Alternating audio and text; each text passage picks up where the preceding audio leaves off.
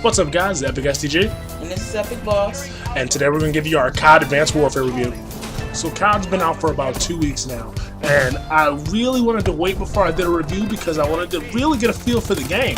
I didn't want to rush one out the first day with my initial impressions or everything, because COD's not like most games where you can say, oh yeah, well this is impressed me. No, you got to get deep into COD for you to really understand COD. So I'm going to break mine into 3 sections to talk about the 3 specific parts of the game, and then I'm going to hand it over to Epic Boss. So the first part's going to be really quick. I'm going to talk about the campaign. And boy, let me tell you, first thing is this thing had a lot of what the fuck moments. I don't want to get into any of them to ruin the story for anybody. The Let's Plays are up, and they'll keep coming until we're done with the game. But what I was surprised was it's so much further in the future than Black Ops 2. And when I saw the original material, like way when it was announced, I was like, oh, this isn't going to be like super futuristic like Black Ops 2, but I'm like, it's even crazier with the walking tanks, the threat grenades and everything. And it's like, this is stuff that I wouldn't expect to see in my wildest dreams. So this really works out for me. Now this story has turned out to be a classic don't trust your boss story, but it's definitely theater quality and it's deep and really engaging. You will, if you haven't really played the other ones, like I played the Ghost campaign and I actually enjoyed that, but a lot of people I know didn't. They thought the story wasn't captivating enough, to even really remember the characters. Hell, I don't even remember them. So I just remember, I think his name was Elias. That's the only one I really remember. Next, I want to talk about Exo Survival. So, Exo Survival is actually played on the multiplayer map, so that map familiarity that you got from multiplayer should work out great for you. If you are needing those ambush points and choke points, those will come in handy as hell. Now, the maps are broken down to 4 different tiers with 3 difficulties for each tier. Now, if I'm not mistaken, tier 4 is the prison board. I forget the name of it offhand, but that's going to be really interesting when we talk about that in a few minutes. So, this actually plays a lot like Survival from Modern Warfare 3, and it actually has a lot of the same mechanics, except for obviously the Exo mechanics. And speaking of the Exos, for here you have 3 separate Exos. You have the Light Exo, the Heavy Exo, and the Special Exo. The Light Exo uses submachine guns and assault rifles by default. The Heavy uses the heavy weapons, and the Specials uses shotguns and sniper rifles. And each plays different because they all have different boost mechanics, and for dash, like I always put Heavy because you can take Heavy to take the most damage, and there's no boost dash, and that sucks. No boost dash, no boost dodge. I hate that. But like I said, there is it's very similar to Modern Warfare 3. Now, you earn orbital drops, which have kill streaks and perks once you accumulate enough points by killing enemies and completing objectives. And if you're playing with a couple people, these will just keep dropping. And you want to pick them up because what I found out inadvertently was if you don't grab it by the time there's another one, then that one will erase the old one you had, so you miss the drop. Now, another cool thing is you can upgrade everything. Your weapons, your score streak, Exo abilities. So you want to become, if you play heavy class like me, you want to become the old school Juggernaut, then drop the heavy class with the Goliath, dump all your points in the Goliath, and that thing will be virtually indestructible. Now, unfortunately, there's random objectives. Now, I say unfortunately because they're hard sometimes, but they're all simple stuff that you play for the multiplayer. And that I know of at this point, the objectives are kill confirm, hardpoint, and S&D. So that's dog tags, hold the area and get kills, and defuse the bombs. Now, you really don't want to fail these objectives because if you fail these objectives, there are going to be penalties levied against you. Now, the only ones I've seen so far are the nano swarms, and which they are delivered via rocket, and the weapons jam, which jams your primary weapon so you can only use pistols for the entire round.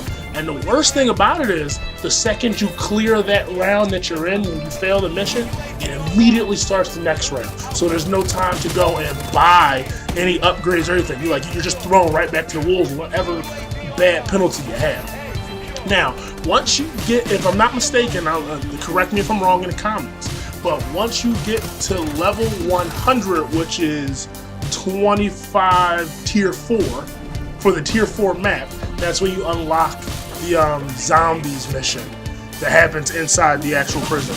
And I saw a preview for it. It looks really, really good and really interesting. I know everyone's been complaining because there's no zombies, but I'm like, from what I understand, it's supposed to be a zombie DLC, so that'll change really soon for most of them. And now for the meat and potatoes, what pretty much everyone came here for, the multiplayer.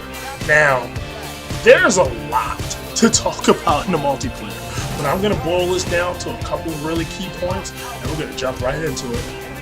The game is fast, okay? Multiplayer is much faster than the other CODs. I'd say like 1.5 times faster.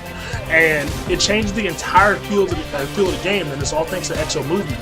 Now, this opens up completely different flank spots, ambush routes, places to set bait, switches, you know what I mean? Like, there's so many mechanics baked into this because they added exo. The game is AR dominant at this point, and the best weapons by far in the game are the starter ARs. That'd be the AK-12 and the BOW. Now, everyone says Ball of Duty because the BOW is a monster in this game right now. Now, some of these weapons, though, have really no practical purpose yet, or just bad. Now, two key examples of this are the NA-45 sniper rifle, which is a 2-shot sniper rifle. The first shot tags an explosive round, the second shot detonates that round. Now, you can get one-shot kills with this, but only if they're headshots. So if you're really good with this will be a great sniper rifle for you. If not, not so much. Now, we also have the XMG, which is the Akimbo heavy machine gun, and there's also an Akimbo submachine gun, and that's a little more useful.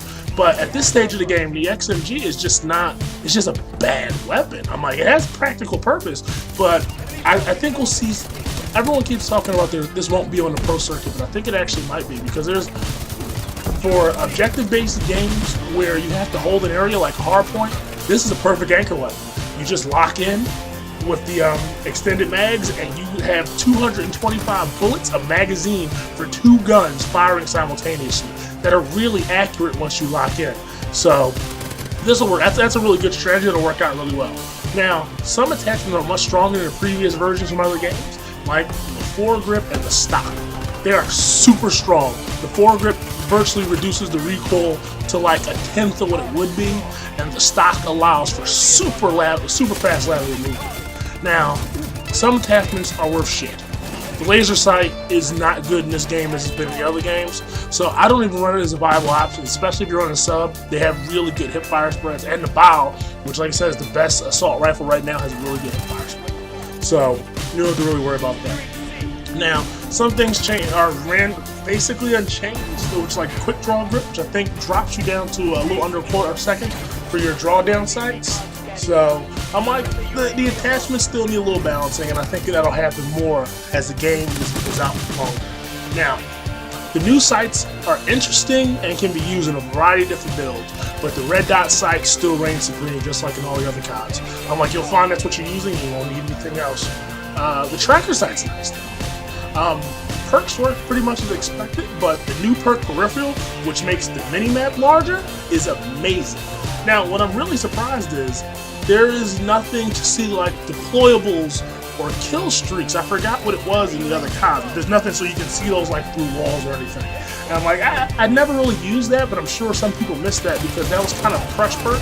So you don't have it now, so you can't really see when people drop grenades. Now, there's a bunch of different grenades too, and most of the grenades are situational, but all your favorites are back. So Simtex is back, Frags are back, and all your favorite grenades. And there's a couple of different grenades too. So now we have a threat grenade, a tracking drone, an explosive drone, which is basically the bouncing Betty that follows you, and we have the spike drone, which is kind of like throwing a knife, but it comes back to you, which is pretty cool. Now, grenades, the variable grenade has all of the non-lethal grenades in it. So that's awesome if you like to play objective-based games. Now, make sure to practice the Exo Launcher because it's a different kind of arc than your normal grenade throw, and it can throw you off a little bit. Exo abilities are interesting.